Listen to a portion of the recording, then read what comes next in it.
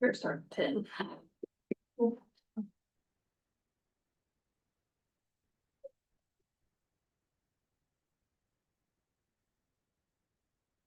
You started 20. With that, I'm confused. It's AI, it We doesn't are- get confused. Welcome everyone to July the 9th Commissioners Meeting. Join me in the pledge of allegiance to the flag. I pledge allegiance to the flag of the United States of America and to the republic for which it stands, one nation, under God, indivisible, with liberty and justice for all. Thank you, everyone.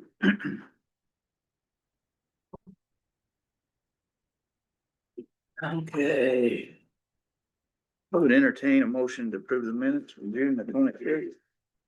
Make a motion to approve the minutes from June 25th meeting as presented. Second. All those in favor signify by aye. Aye. So moved. Motion to approve the accounts payable vouchers. I make a motion to approve the accounts payable vouchers. I second that. All those in favor signify by aye. Aye. And approve payroll docket. I make a motion to approve the payroll docket as submitted. I second. All those in favor signify by aye. Uh, Okay. John or Jason? Is under the bus. me. Okay.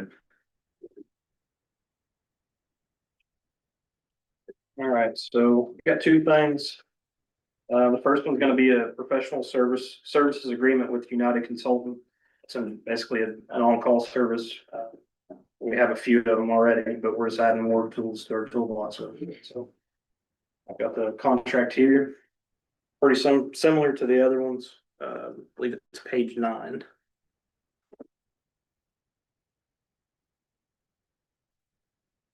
Okay, we probably want to make that in form of a Mhm. motion. That's made. I make a motion, we approve the on-call agreement for United Consulting. Look, he said page 9, didn't he? Can we get the signature page? He lied to us, didn't he? Did I lie to you?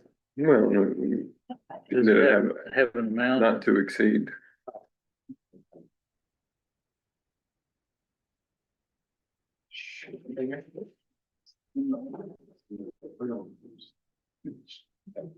Still looking. There's page 9, that's just a. Well, I know, but Do we have a dollar amount or anything? Is there a dollar amount, Bob? No, we just leave it open. Yeah, it's It's paper clipped out. Like time and materials or? It's Oh, paper absolutely, clipped. and so the desk is, $1,000 and, it's 100,000. We give you that flexibility. It's paper clipped out there for services on there. Yeah, I'm just listing those.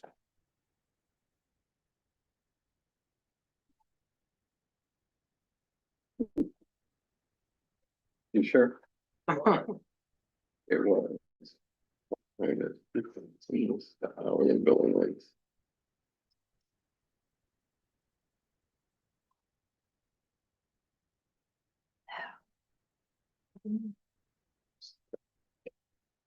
I make a motion, we approve the on-call agreement with United Consulting that using. I second. Any other discussion?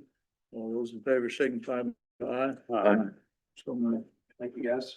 The second is, I've got two proposals to grind up the vegetative debris and the proving grounds. The fairgrounds.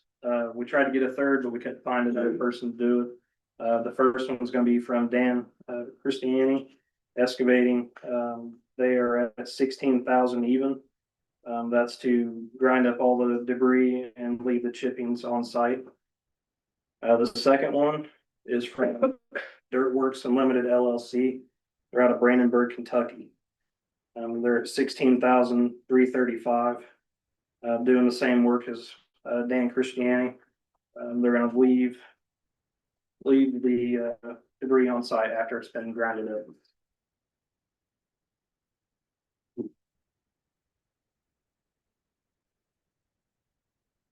I'll make a recommendation that we go with Dan Christiani with the lowest bid of 16,000.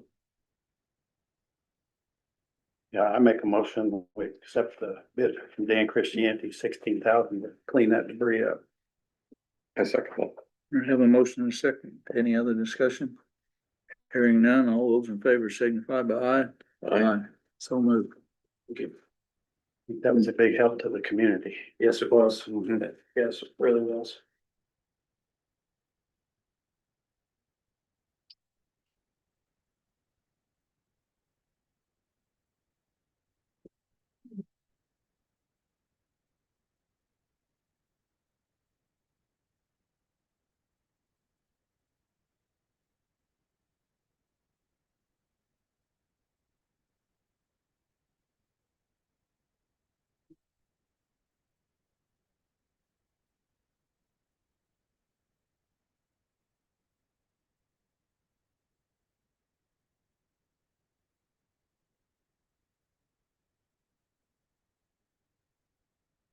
Thank you very much.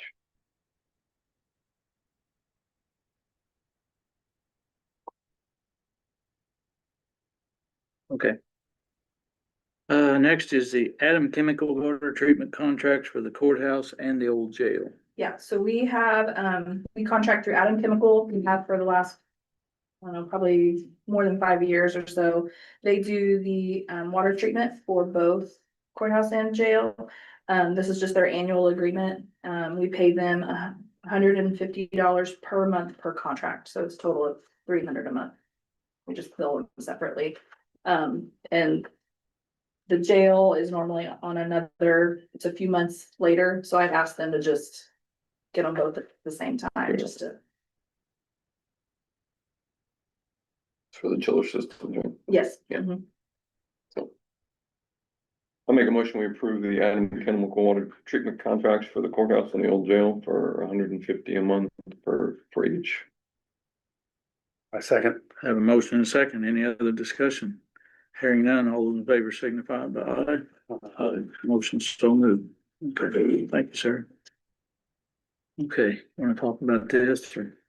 Sure, so, tomorrow it is official that the RDA will provide funding for the Jefferson Crown Proving Ground Campground project. The particulars are that they'll give us the money and then we have to have it all spent by August of 2028. There are a number of project delivery methods out there. One of them that we've not used, but one that we are at least considering is called build, operate, transfer. It is a little bit of a streamlined project delivery method. But in order to do that, we need to pass a couple resolution. Well, we need to pass a resolution. And so we're gonna look at two of them tonight. One of them is specifically for the campground project. We won't necessarily have to use it, but it just gives us that opportunity. And then the second one will just allow us, if other projects come up, we can use the same project delivery method there as well.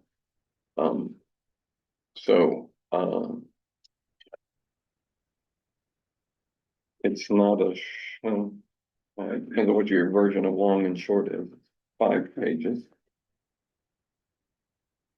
So, I'll read the couple pages of the first one. Okay. We got the other one, the non-specific project one is very short, so maybe we got about 6, about 6 pages, so we each take 2, we'll get through it. Yeah. Okay. So Jefferson County Board of Commissioners, resolution number 2026-13, a resolution of the Board of Commissioners of Jefferson County, Indiana, adopting the provisions of the Build, Operate, Transfer statute and authorizing the use of the Build, Operate, Transfer procurement method for the design, financing, construction, operation, and transfer to the Jefferson Proving Ground Campground project. Recitals, whereas the Board of County Commissioners of Jefferson County, Indiana, the board is the governing body of Jefferson County, the county, and is authorized under Indiana Code 5-23 to enter into build, operate, transfer agreements for the design, financing, construction, operation, and transfer of public facilities.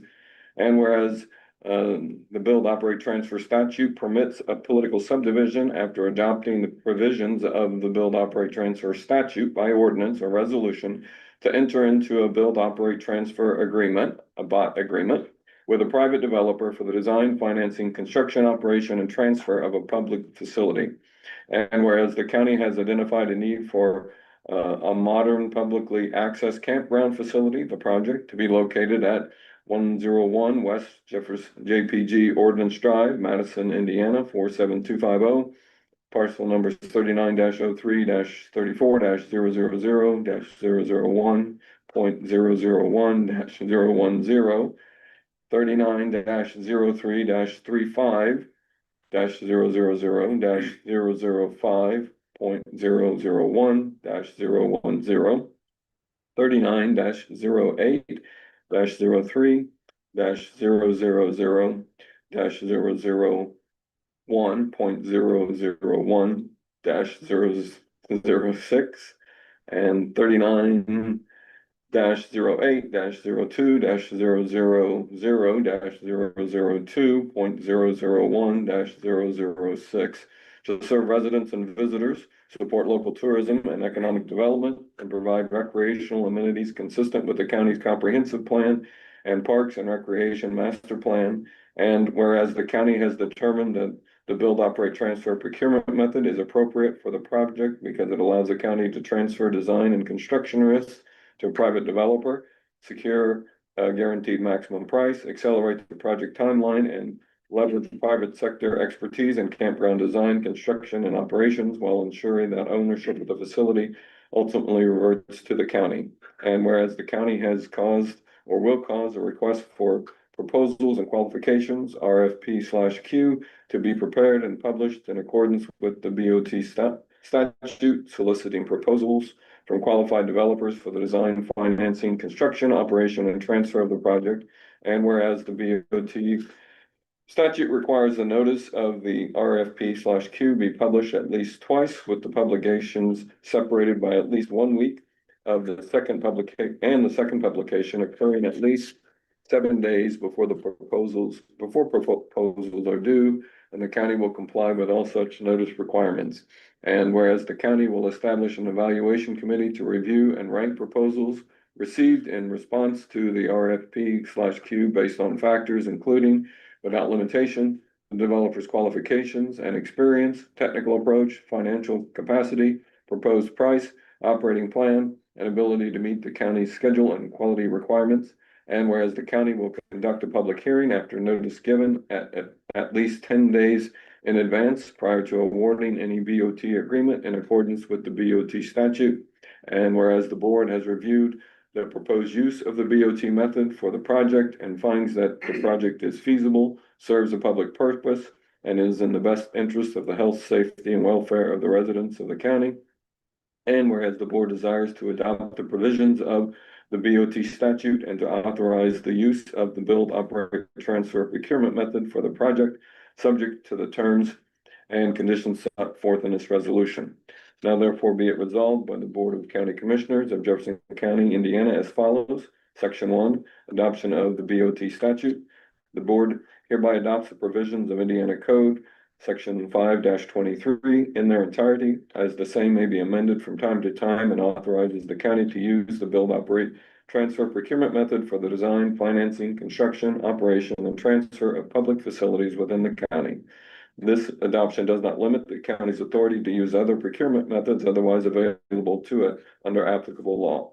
Section 2, project authorization. The board hereby authorizes the county to proceed with the Jefferson Proving Ground Campground Project, a project consisting of the design, financing, construction, operation, and transfer of the campground facility to be located at 101 West JPG Ordnance Drive, Madison, Indiana, 47250. Here we go again, 39-3-34-000-001.001-010.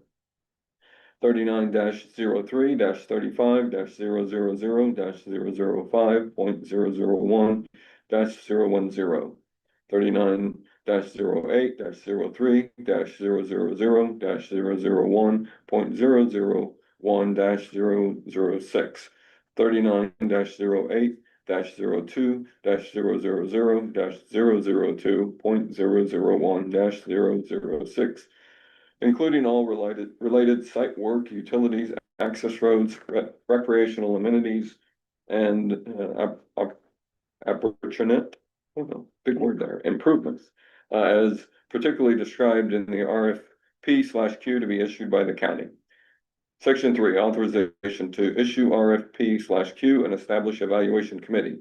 The board hereby authorizes the county to prepare, publish, and issue a request for proposals and qualifications, the RFP/Q, soliciting proposals from qualified developers for the project in accordance with the BOT statute. The board further authorizes the establishment of an evaluation committee, the committee, to be appointed by the president of the board to review, evaluate, and rank proposals received in response to the RFP/Q, to conduct negotiations and with responsive offers, and to make a recommendation to the board regarding the award of the BOT agreement. The committee shall include representatives of the county's legal counsel, municipal advisor, parks and recreation department, and such other persons as the president of the board deems appropriate. Section 4, award of BOT transaction.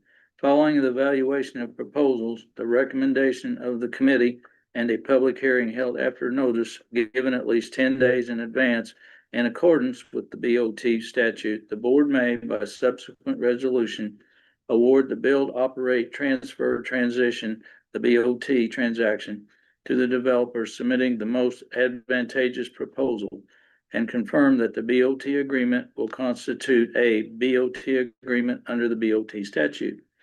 No award shall be made until the board has determined that the proposed BOT agreement is feasible and in the public best interest. Section 5, authorization to execute transaction documents. The board hereby authorizes the president of the board, the authorized individual acting in consultation with the board's legal counsel, municipal advisor, and such other advisors as the authorized individual deems appropriate, to negotiate, finalize, approve, and execute on behalf of the county the BOT agreement and all other documents necessary or reasonably appropriate to complete the BOT transaction collectively, the transaction documents in form and substance acceptable to the authorized individual and the board's legal counsel. The authorized individual is further authorized to make such minor, non-substantive modifications to the transaction documents as may be required to carry out the intent of this resolution. Section 6, required terms of BOT agreement. The BOT agreement shall include at a minimum the following terms consistent with the BOT statute. A, ownership. The BOT agreement shall provide that all improvements constructed under the BOT agreement are the property of the county, subject to the developer's right to operate the facility during the operating period, and that ownership and operation of the facility shall transfer to the county upon expiration or termination of the BOT agreement. B, cost allocation. The BOT agreement shall clearly identify the costs that are the responsibility of the developer and the costs that are the responsibility of the county. C, bonds. The developer shall furnish a payment bond in an amount not less than 100% of the design and construction costs, and a performance bond in an amount not less than 50% of the design and construction costs, or such other amounts as may be required by the BOT statute. D, revenue agreements. The BOT agreement shall specify the revenue agreement arrangements between the county and the developer, which may include a percentage of gross revenues, fixed lease payments, installment payments, or a combination thereof. E, payment terms. Any payments to be made by the county under the BOT agreement shall be subject to annual appropriation and shall be made from sources legally available to the county. F, transfer mechanism. The BOT agreement shall specify whether the transfer of the facility to the county will occur by lease or installment purchase contract. And G, operating period. The BOT agreement shall specify the period during which the developer will operate and maintain the campground facility prior to transfer to the county. Section 7, fiscal body approval. If the term of the BOT agreement, including any renewal terms, exceeds 5 years, the board acknowledges that approval of the Jefferson County Council may be required under the BOT statute, and the authorized individual is directed to obtain such approval prior to execution of the BOT agreement. Section 8, non-impairment of resolutions. After the issuance of the BOT agreement, until all amounts contemplated under the BOT agreement to be paid by the county have been paid in full.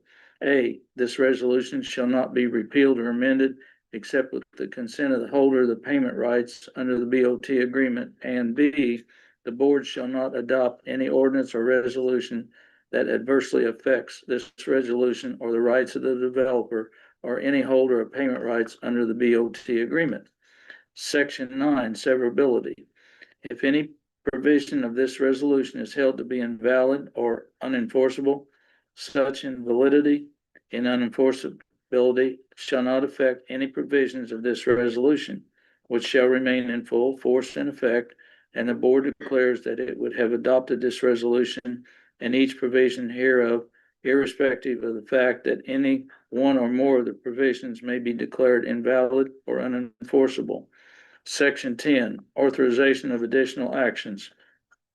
The officers, employees, and agents of the county are hereby authorized and directed to take all actions necessary or reasonably appropriate to carry out the intent and purposes of this resolution, including without limitation, the preparation and publication of the RFP/Q, the conduct of the public hearing, the negotiating with the transaction documents, and the execution and delivery of all certificates, opinions, and other documents reasonably required in connection with the BOT transaction. Section 11, effective date. This resolution shall be in full force and effect upon its passage and adopted by the board and shall remain in effect until all obligations of the county under any BOT agreement entered into pursuant to this resolution have been fully satisfied. Adopted and passed by the Board of County Commissioners of Jefferson County, Indiana, this day of July 26th.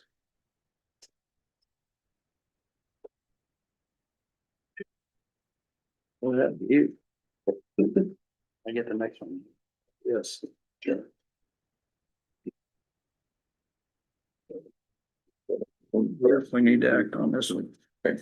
So there's the resolution, it just gives us that option. It's not, once again, it's not a requirement, but if we decide that that's the project delivery method that will work best, once again, based on the timeline that we're under for the funding, we at least need to consider it. So I make a motion, we approve resolution number 2026-13, a resolution of the Board of Commissioners of Jefferson County, Indiana, adopting the provisions of the Build, Operate, Transfer statute and authorizing the use of the Build, Operate, Transfer procurement method for the design, financing, construction, operation, and transfer of the Jefferson Proving Ground Campground project.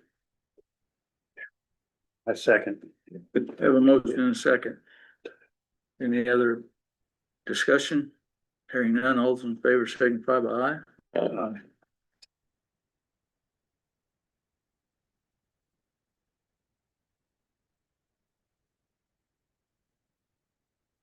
The next one is resolution number 2026-14, and it just adopts the Indiana Code 5-23 and taking certain other actions related thereunto. So allowing us to use the Build, Operate, Transfer procurement method for other projects. Are you ready? Yeah, Take a you deep got this, only a page.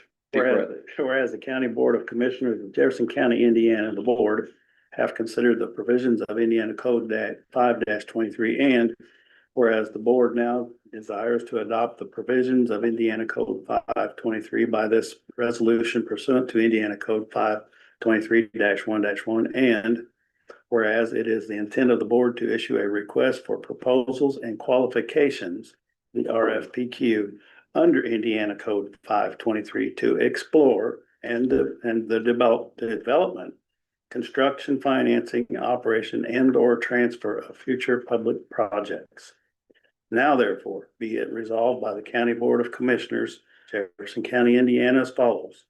Section 1, adoption of Indiana Code 523. The board hereby adopts the provisions of Indiana Code 523. Section 2, formation of RFPQ committee. For purposes of advertising any RFPQ in the future, the board will serve as the RFPQ committee, unless otherwise directed by the board via majority vote for a specific future project. Section 3, authorization. The board hereby authorizes the committee to issue an RFPQ under Indiana Code 523 to explore the development, construction, financing, operation, and transfer of any future public project as it deems necessary and wise, and to make recommendations to enter into an agreement with an offerer under the terms of Indiana Code 523. Section 4, other actions. Any officer of the board are hereby authorized to take any and all actions and execute any documents or certificates that such officers deem necessary or desirable to effecting the foregoing resolutions. Any such actions taken or documents or certificates executed and delivered are hereby ratified, confirmed, and approved. Section 5, no conflict. All ordinances, resolutions, and orders are part thereof in conflict with the provisions of this resolution, or to the extent of such conflict hereby repealed after the issuance of the execution of agreement, and so long as the agreement remains in place, except as expressly provided herein. This resolution shall not be repealed or amended, nor shall the county adopt any law, ordinance, or resolution which in any way adversely affects this resolution. Section 6, severability. If any section, paragraph, or provision of this resolution shall be held to be invalid or unenforceable for any reason, the invalidity of this unreinforceability of such section, paragraph, or provision shall not affect any of the remaining provisions of this resolution. Effectiveness. The resolution shall be in full force and effect from and after its passage, passed and adopted by the County Board of Commissioners, Jefferson County, this day of July 26. Okay. Have a motion? I make a motion, we accept resolution 2026-14, County Board of Commissioners, Jefferson County adopting Indiana Code 523 and taking certain other actions related thereto. I second that. Have a motion and a second. Any other discussion? Hearing none, all those in favor signify by aye. Aye. So moved. Okay.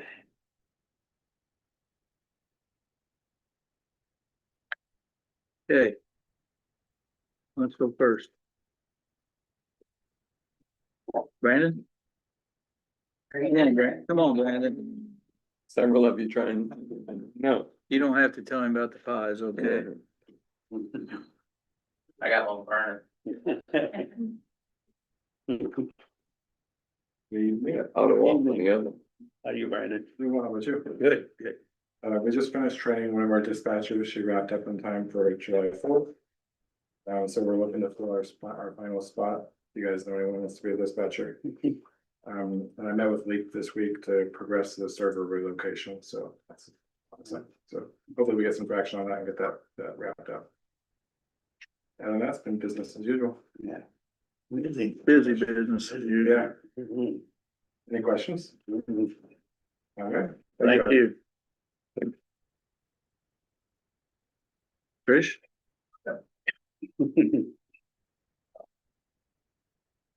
Heidi, how are you? Good. This shelter is packed. I mean, we're at about 21 dogs, 25 cats, and about 9 that are 25 adoptable cats. And 9 that are either medically or too young to be put out on the floor yet. And we're noticing an influx in dogs having tick diseases, like the tick diseases, tick. one of the 4 Like I said, tick. kick. So I want to like give a shout out to the public, you know, to make sure you're using your flea and tick treatments because it is bad. One was relinquished to us and the owner swore that they just missed the last month. So if they'd only missed a month, it's how quickly the dog got sick and is down for quite a while. With a leech, I can't ever say the names of the diseases, but. And Lyme disease. Tick related. Yeah, the Lyme is bad, like almost every other dog that is coming in is having Lyme, and that's a 30-day doxy cycle, so we really need your animals on preventative, please. Is this the woods tick or that little black tick? Or It's both? it's the dog tick is what's giving the Lyme the most, it's the little brown one. Like a grain of pepper? Mhm, and then, the American tick, which is the one with the little star on it, that one, we haven't seen that one in a long time, and that one's coming with some really nasty stuff, like if a human gets bit long enough by that, we can develop to where we can't eat red meat. It can mess with our systems like crazy, and we're starting to see more dogs with those ticks on them too. We're still waiting on our ready part to be released. Look back there again. So, I think there was a little, you had to submit some more paperwork on, what was it exactly you submitted? For the shelter for red. No, for red, you had to submit because of where we. Yeah, the change to the appraised value. Probably. Yeah. Some documents. But other than that, I mean, with the donations for the building still trickling in little by little, but I really don't know what to like put it out there as our grand finale total yet, so. It's with the little bit of changes, like with the land change, the way we shifted things and made a little bigger, and so I'm waiting on Bill Carr, the architect, to give me Update. give me an update on that. Last I heard from him, he's finishing up the last bit of drawing, so the foundation part, he was waiting for the core samples, which Yeah, they're- he got back. Should be any time now, so. Well, I think he said he got them. Yeah. Yeah. That's about it. I'm just checking on. The usual It's summer. Crazy though with the dogs. We haven't been able to keep them out, so apologize too to everybody if you come and it stinks a little worse than normal. Cause I can't get the dogs outside because of heat. Yeah. Okay, thanks, Trish. Tricky, I'm not speaking. He's I'm not- gonna jump in, because I was gonna piggyback on some of what Trish said. So on the animal shelter, we did have to resubmit some documents to the RDA based on the appraised value of the property that IPTech's gonna transfer to us. So we just had to change a couple of numbers, but we had to resubmit 3 documents to do that, the 3 documents that appeared on. It didn't reset the clock, but it didn't move us up the list any either, doing that. So I did talk to someone at the RDA a few days ago. They said they hadn't heard any news, which is good news in a way, but they hope to get word early next week. So there's an RDA meeting tomorrow. I plan to attend and maybe I can get some more information there. As Tricia said, we did receive the geotechnical engineering report based on soil borings. I forwarded that to Grensfelder so they can continue with the civil engineering work on that. So that's moving. Based on the size and shape of the property we're gonna receive from Ivy Tech and the way the building's gonna sit on, we are gonna have to apply for a couple of variances to the setback requirements through the city. So we chose to go ahead and instead of waiting until the property's actually transferred to us, we're gonna go ahead. If we wait till the property's transferred, we could be like October, maybe November before we can get from the city BZA. So we're gonna go ahead and we got the application finished today. Got submitted, Bill, the architects worked on that. And we hope to be on the agenda for the August city BZA meeting to get the setback variances approved. So just another step there. Let me see. That's the shelter. Campground is Dave indicated. We did receive notification on June 26th. So we've got the notification of project approval from the IEDC, which is pretty much the last major hurdle to getting our funding. Still don't have it, but it's one less thing. There is an RDA meeting tomorrow, as I mentioned, and we are on their agenda. They will hopefully pass a resolution to fund us. Then we got to sign a sub-recipient agreement and a few other things there, but at this point, I think it's pretty much done. Although we don't have any money in hand yet. So, You say I that, know, we don't I have. know. Yeah. And we're moving forward on the phase one environmental site assessment. So I did draft an RFP, sent it to you. So once we get that hammered out, we can get that issued. So we get that work going. And lastly, the county park plan, the consultant did send his draft of the initial plan, or his initial draft of the plan, I guess called. It's still pretty basic. It's a lot of background information, demographics, history of the county, history of the park properties, things like that. But it looks good. He's also putting together a survey that will be distributed by a couple different means to gather public input on what they'd like to see with county parks. And we're also starting to work up a schedule for some public outreach meetings, have a couple of those. We hope to do a couple locations around the county, get out in some other locations, and get some feedback from people there. So that's still to be determined, but it is in the works. So, but that project's on track too, so. Yeah. Anything else? Questions? No. Okay, all right, we're going to RDA tomorrow, so I'll let you know when it'll be. Thank you. All right, thank you. I saw that. You almost got it. Thank you. I mean, soon after. I'll be a witness. Yeah, although I will say that both of us were early here before the doors broke, and I think that's first for both of us, so. About here a half hour before. Oh, hold on. I saw. Oh, okay, we're jumping. I was here. All right. Nice to meet you. You know who your friends are. I know, right? Well, I wish I had better news to report. I will start off by saying that we, next week starts our second female cohort for the JCAP program in the jail. We currently have 5 young ladies up for it. She was doing 2 additional, assessments, and then we had 1 potential. And then we also have that kind of 2-week period, which is kind of nice when the groups start to get some people who say, oh, well, maybe that's something I'm interested in. So we're hoping to have almost a full cohort this time. So that is exciting. I will get to the meat and potatoes. So the only grant allocations I have back right now are from DOC. So last year we received, our allocation was $643,584. Give or take some change. So they broke that down into $599,202 for our community corrections program, and then $44,382 for our drug court program. This year we were cut an additional 30%. So we were cut an additional $193,000. They chose not to fund our drug court program whatsoever.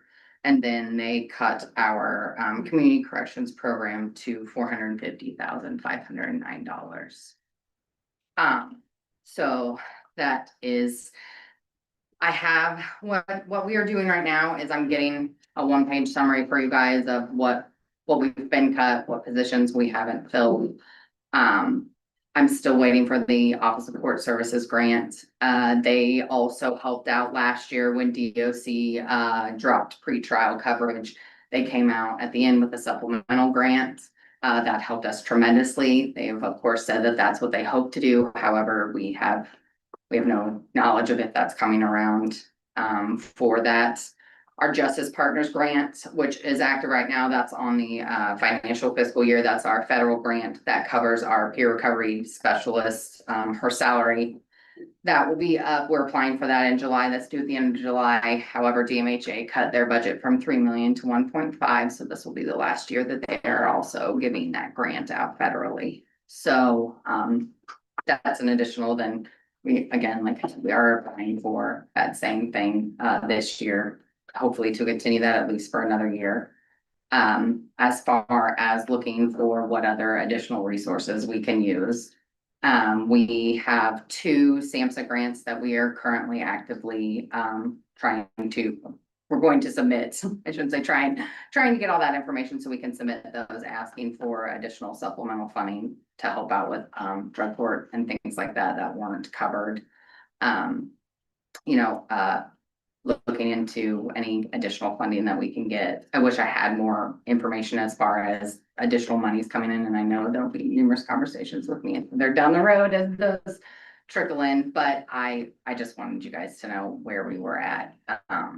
I mean, it's going to be extremely tough this year, I think, not to be able to keep everybody without having to do a reduction in workforce, but I will give you guys several options of what is the bare minimum. We're doing workload studies right now. And we'll say that most of them are relatively high, and that's not including all the stuff in between, but I want you guys to have all that information. We also did a summary of the cuts per county from DOC. What we're seeing a lot of places is they cut drug court from a lot of different counties. There were some counties where more was cut from community corrections.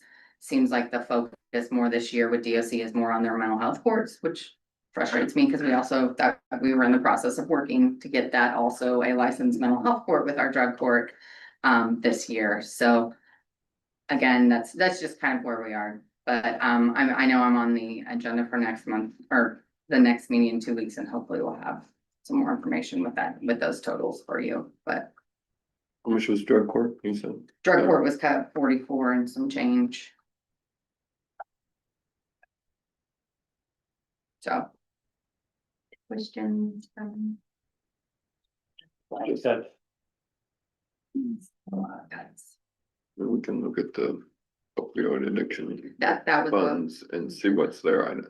we had that discussion too, to be able to present you guys with, you know, I think easily drug court can fall into So that's some of those. a year, right? situations. That's not spread out over Yes, so that would be. just for one. Okay, just to know what we're looking at. Sure, yeah. I will keep you guys updated. thank you. Thank you. Oh, I get something on that.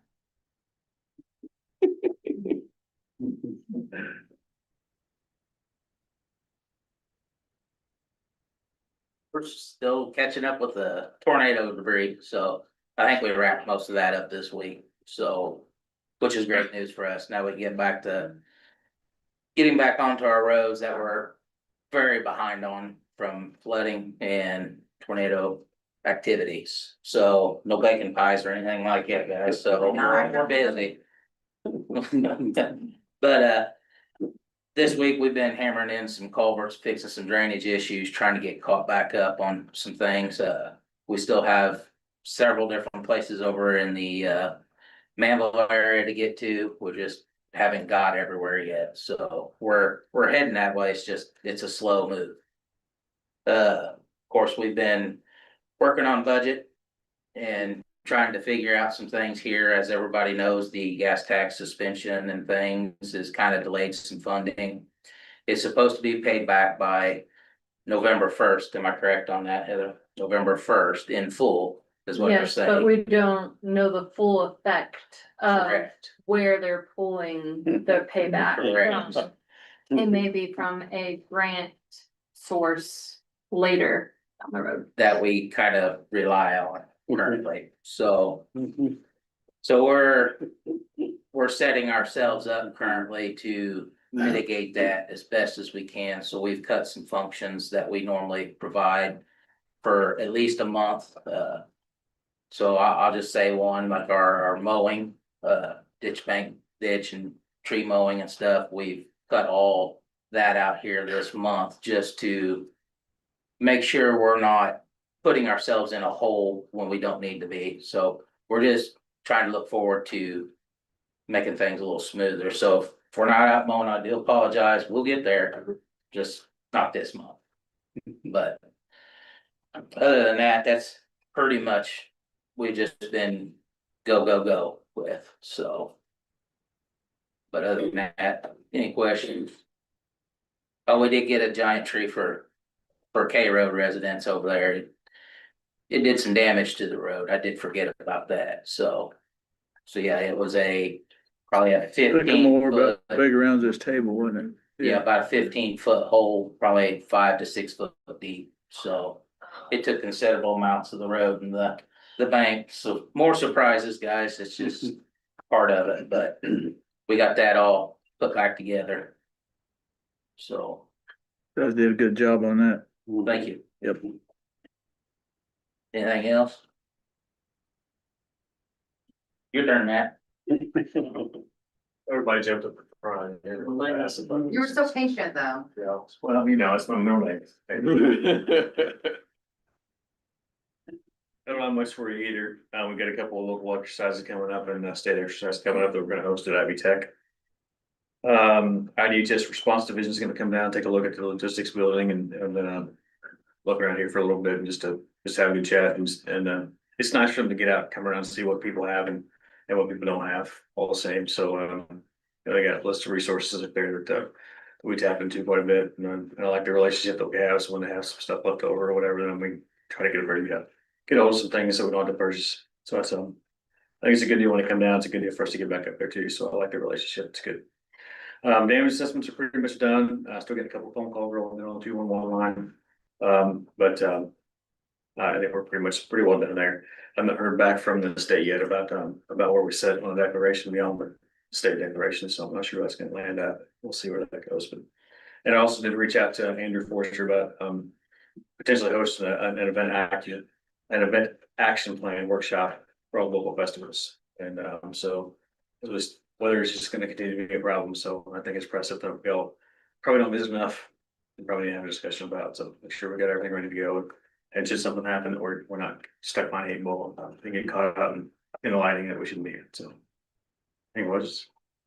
Thanks for being on top of it Saturday night down there. That was Yeah, a coulda, woulda, shoulda situation, so. yeah, it was. I'm glad I was able to be down and talk to them and walk them through what they need to do and then give them some suggestions and so I think they made the right call. You know, they can always come to another concert, can't they? Yeah, no doubt. That's true. Thanks, Matt. You have anything? I'm still being audited by State Board of Accounts. So if any of the departments are contacted by them, please make sure you answer their emails timely, because we are billed daily for their work. So I think they're getting closer to wrapping up, but Hopefully each day is closer. each day. Did you wanna just real briefly touch about the homestead? About I know Bob probably picked up on it at the council meeting, but there was some questions about it. the Homestead. that we're doing. Yeah. Yeah. So there will be letters sent out. I'm still waiting for an update with our software so that we can get the information to the third party. But it will be a homestead audit and you will receive a letter in the mail and you have to verify that you do actually live there. And then they basically run it against other records that they have access to, such as where you filed your income tax return and BMV records, etc., that show that you have residency, where you're claiming your residency. And we will go back potentially 3 years and you'll have to pay the difference in your tax plus a 10% penalty if you are fraudulently claiming a homestead. When will those letters go out? I was hoping like a couple weeks ago, so anytime. I'm waiting for a system update so that WTH, our GIS system, can pull a file to include all the information for TMA. GIS, TMA, WTH, SBOA. Yeah. EAO, thank you. My last. Sarah, you have anything? No, Juvie Center's coming along, a little slower than we wanted, but it's coming along.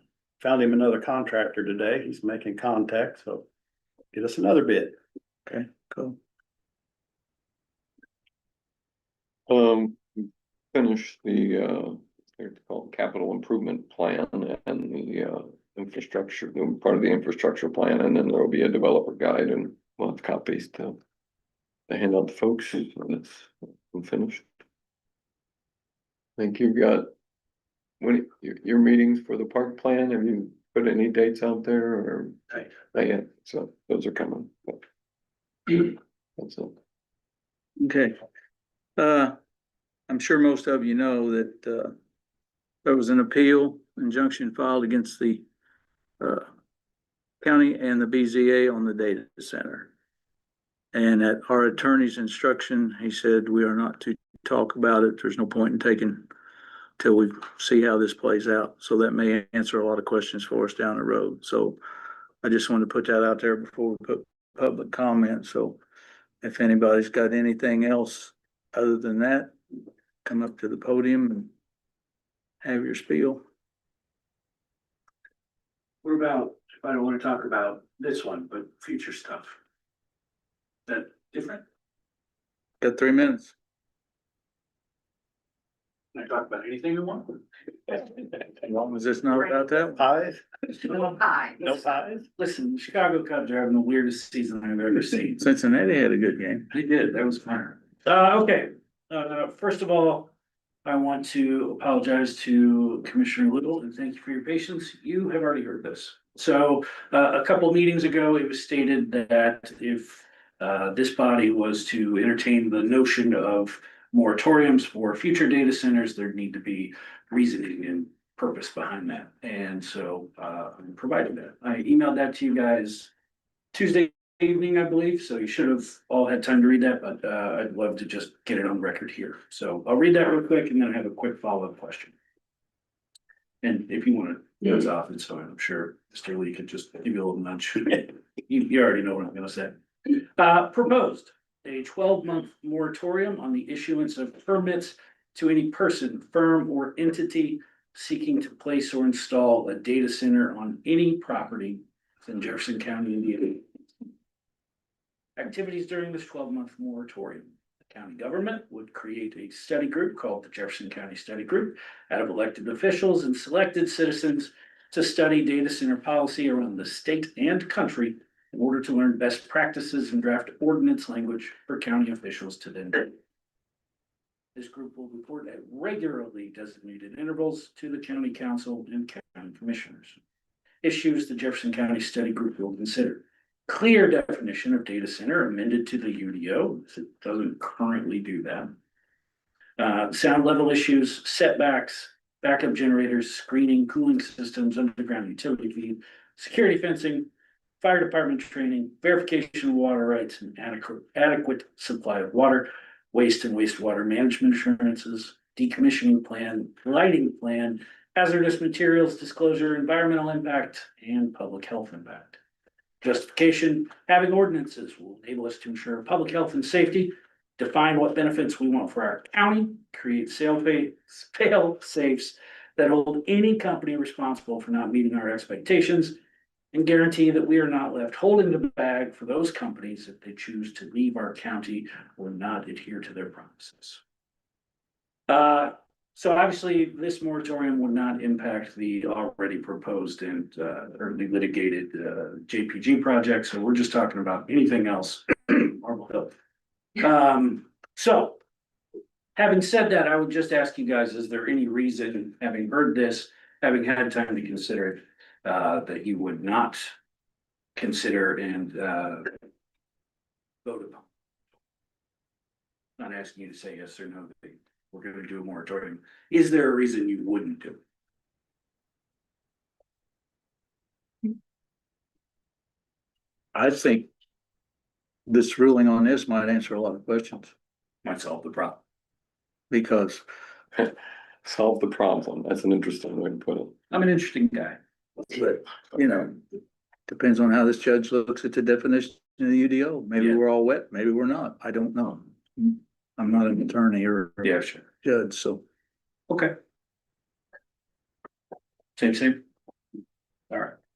Well, thank you. Thank you. You do good research.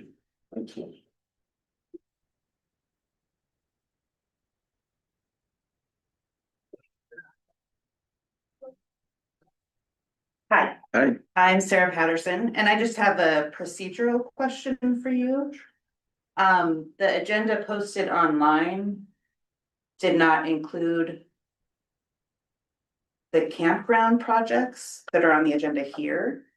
And I'm just wondering, can you add stuff to the agenda at any time, or is there a cutoff? I mean, we, well, yeah, I mean, we had some things that we were waiting on review and didn't get it until. We're gonna put it on there, didn't know we were gonna have it, so we got it a little last night. So we added it this morning, so I mean, we have the ability to add stuff to the agenda.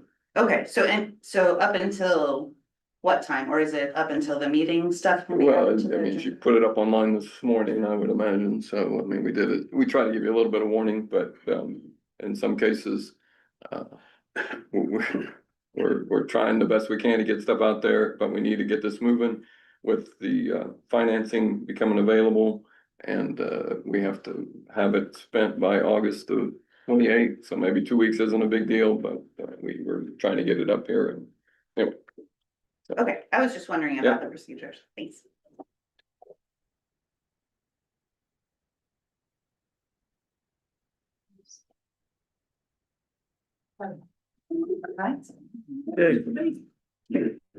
Oh, what would be 2685 was Deputy Pikes, and I have a question. Have any of the commissioners signed NDAs about the data center? I have signed nothing. I can't speak for the other two, but I'm pretty sure they haven't either. And we said several meetings ago that we had signed no NDAs, so. Well, also, on the last meeting, you were talking about the moratorium and how it had to go to the plan commission, or the commissioners could do it. Is that and then there had to be a trial? I don't think we said anything about a trial. Public Because hearing. we There had to didn't be a think public hearing. Solar had that, you know, when was solar, I think someone referred it from the plan commission and then you accepted it. Is Sure. that correct? As we went back and looked at how we should do moratoriums, you actually have to have a public hearing as Okay. part of it, so we didn't do it correctly the first time. So, what is your reasoning to not have a moratorium or any future, since the UDO does not have proper rules in place for a data center? You say it doesn't have proper rules. It doesn't, I mean, I read it today, I don't mean- see anything, I see things Did- listed for That's why solar. you have a BZA, that group of people. And is there a procedure to follow? Should there not be a specific thing, whatever that thing may be, to go into heavy industrial? Is there a procedure to follow to let those things? Well, be what approved? I'm saying is, you know, how we've There's- spent the whole winter getting the rules for solar and wind and all that, but I don't see any, I read over through there today, and I don't see any rules that are specifically for data centers. And a I mean, It fits for heavy industrial, those yeah, setbacks, and that's, but, also, well, maybe, but in the UDO, it states under heavy industrial that industrial uses intensity should compare the amount of noise, noxious exhaust, and public safety hazard generated on the site. In addition, the types of vehicles used, types of storage, indoor and outdoor, and the hours of operation should be considered. But so I think that that is more than that, because it's continuous. There's no hours of operation. It never ends. You get the sound, either it's decimals that you can hear or it's decimals that you can't hear, that have been verified to cause health hazards in animals, in plants, and in humans. So I don't think that our UDO is, you know, you can say it's a warehouse when that's what the suit is over. But I think we need more specific things to protect, because I think what you are here to do is to protect and preserve our county and our citizens and our way of life, because it also states in the UDO, Your protect and time's up, promote. okay? Your 3 minutes are up, so Well, thank you. I'm not gonna end.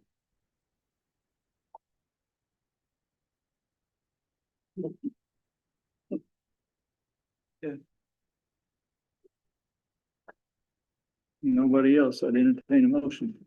I'll make the motion, we adjourned. I second that. And the third, Are you gonna leave or are you gonna talk? Are you adjourned?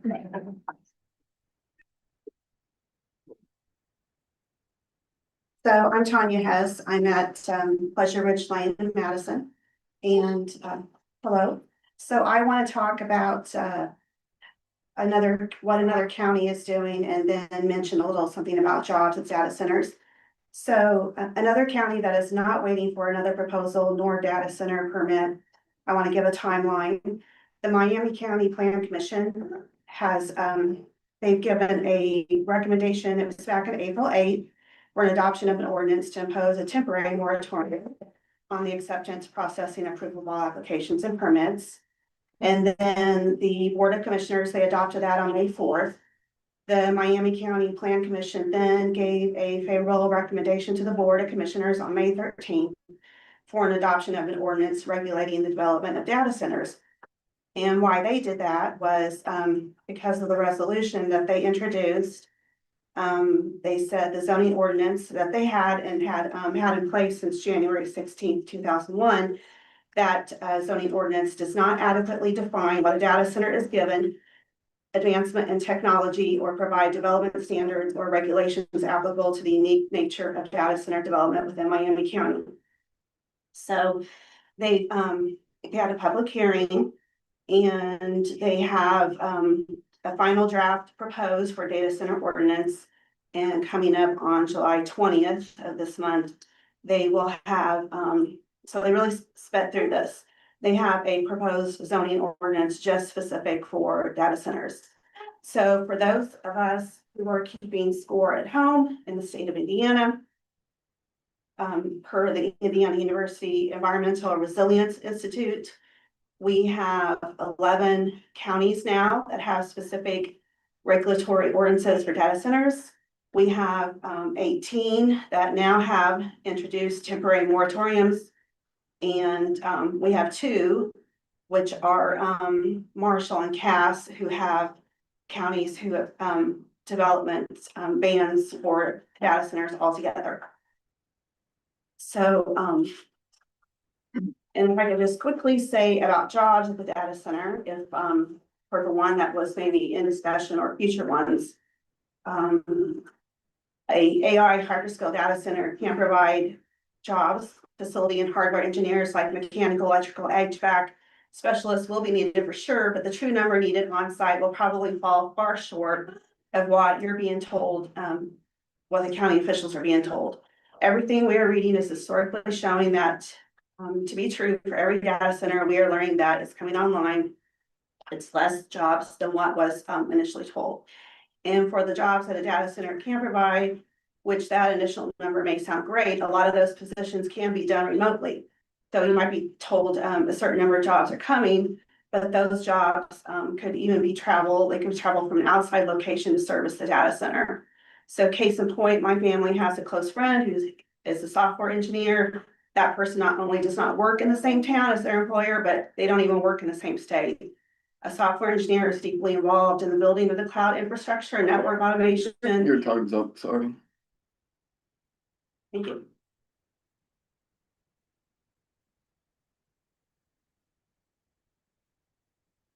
Janice Clifford, Hanover Township.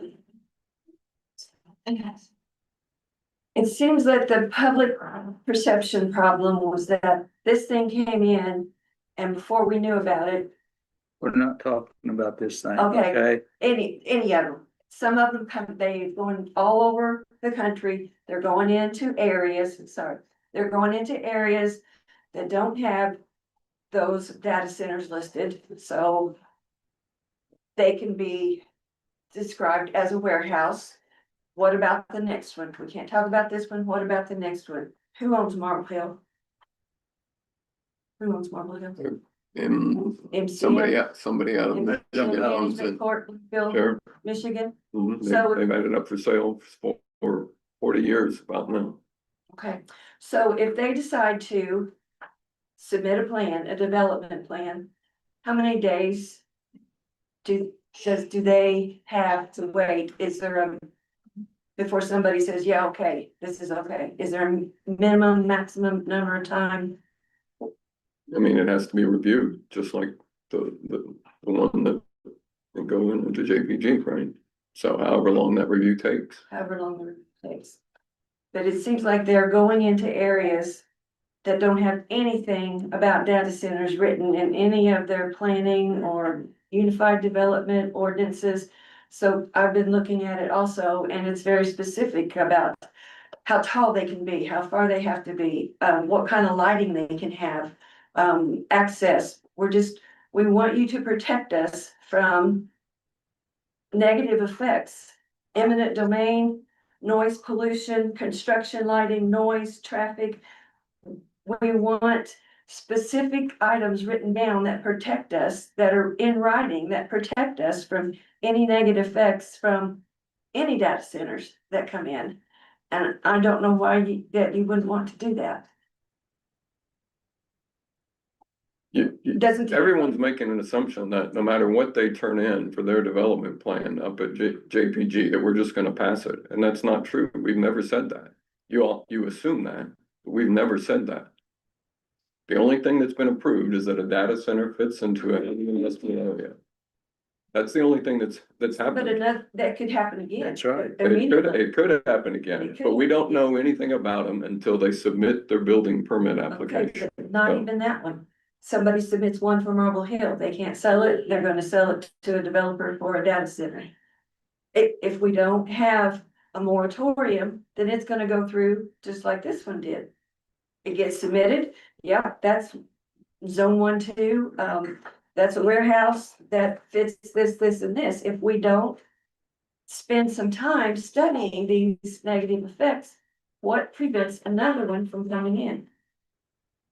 I don't know what would prevent it from coming in. This one hadn't been finalized yet. But who's to say they won't run into the same thing? Cause you don't know, until you see the plans, you don't know what they're gonna do. And the assumption has been made by everyone that we're just gonna sign off on it and let it go. We've never said that. We want to know what you're going to, we should have plans on what's So- acceptable to the community. How does the developer know what to develop if they don't know what's acceptable for the community? With the guidelines on it. The guidelines are in the UDO. There are setbacks, there are. Well, if a chemical plant would go in there, that's acceptable. That's even in the UDO. Do you think we would say, yeah, go do whatever you want up there, it's acceptable? That's crazy. Why would we do that?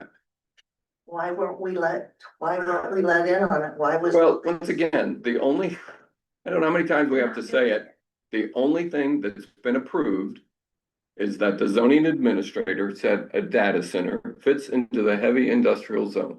That's it. We don't know anything more about it until they take the next step, however long that's gonna take, to put in a building permit application. And then it'll say, all right, this is how much electricity we need. This is how much water we need. Do you think we're gonna say, yeah, go ahead and do whatever, cause brownouts? We're not gonna do that. Why would we do that?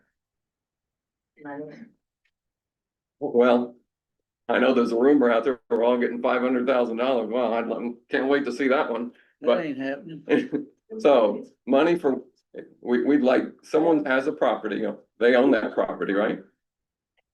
The boards own this one, right?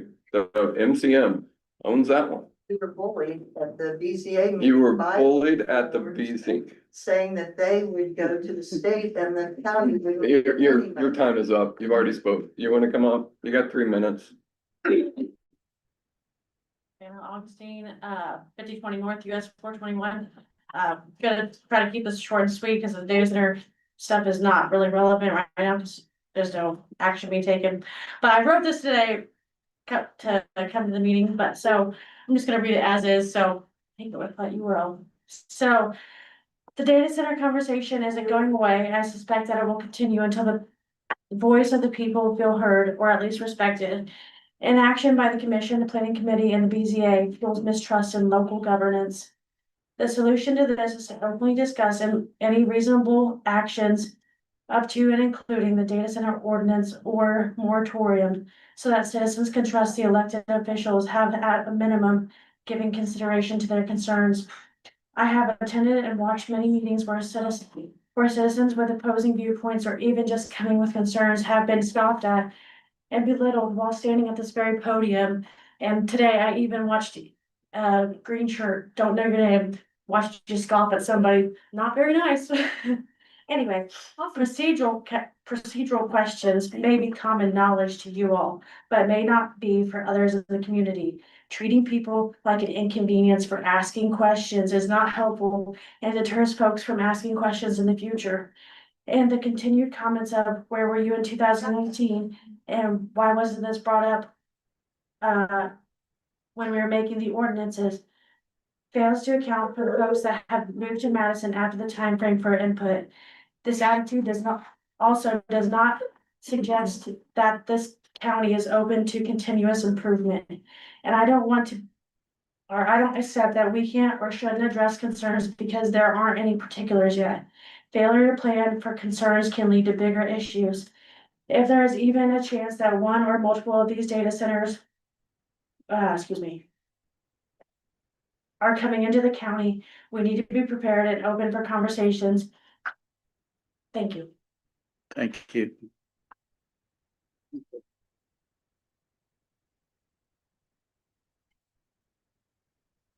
Clark 8082 North Oliver Lane, DuPont, Indiana. Like many, I'm requesting a moratorium for future data centers. Construction of this monstrosity will alter life in our community in many ways. It's going to reduce tourism because tourists don't want a vacation in the middle of a construction zone. A lot of downtown vendors are already having problems keeping the doors open. That's something that needs to be considered. Also, rents and housing is going to go up because landlords know they can get that from migrating construction crews that come in. But when they leave, they won't want to reduce those fees for homes, be it rent or ownership. So that's going to be a future problem when construction is over. It's going to result in all these infrastructure improvements, more stoplights, more traffic over time, wider roads, lower speed limits, more flock cameras. All that's going to remain after the construction. Then we've got eminent domain, all the surrounding property owners, all the new upgraded electric, cable, anything that needs to from point of origin. So I mean, it's going to also affect other counties. So that has to be taken into consideration, especially for those of us that live close. But like I said, it could be, counties away where the power and whatnot comes from. Water, they say it's closed loop with glycol. Okay, that's loop 1. But from what I understand, loop 2 circulates and actually exchanges that heat. And that's the water that needs to be replenished. And that accounts for all the high water usage. So you can still have water issues. I'm having technical problems here. But and then putting an ERA into place. Already had a company wanting to do business, a company that won't even reveal their name. A name in business is everything. You want your name on everything. If you're a righteous company, you want to say, hey, this is me, and this is what I can do for you. What can you do for me? We'll make a good team. But instead, they won't reveal their name. And even though they won't, we still give them an ERA, which is tax reductions, so that's like stealing from the community to give to the corporations. Not a good business plan in my eyes. So are the commissioners really doing their job if they don't listen to the community? You know, all a moratorium is saying, hey, we have these restrictions, you know, beyond the basic heavy industrial. You're gonna have to follow through these, we're gonna have to do all this research, we'll have to do these environmental studies, we're gonna have to stand behind whatever safeguards have already been taking place that from the way it's looking aren't gonna be followed up, which I know we can't talk about that one. But all a moratorium does is basically you guys saying, hey, our community, we're here for community. We're not here for corporations. We gotta have tax money. Well, we gotta keep everybody happy. And ultimately, if your entire community doesn't want this, rather than give an ARA to something like a data center, why not get companies in there that actually are gonna employ a lot of people? And where you're actually gonna have materials coming in and out, you're actually gonna have progressive businesses operating rather than a bunch of huge buildings with a bunch of potential environmental problems. Hey, Very low employment. Here, My give my opinion. opinion, yeah. I guess. Thank you. Thank you. Okay.